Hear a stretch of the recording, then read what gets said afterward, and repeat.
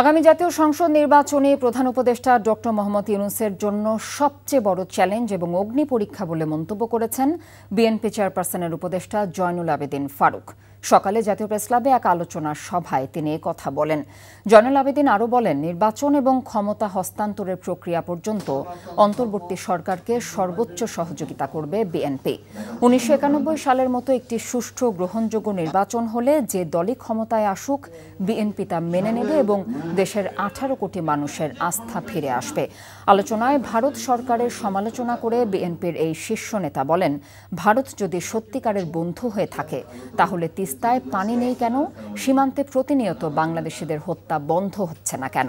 ছাত্র সাধারণ মানুষের ঐক্যের প্রতি গুরুত্ব দিয়ে জয়নুল আবেদিন ফারুক আরও বলেন, যারা দেশের ঐক্য বিনষ্ট করার ষড়যন্ত্রে লিপ্ত তাদের বিরুদ্ধে সবাইকে রুখে দাঁড়াতে হবে।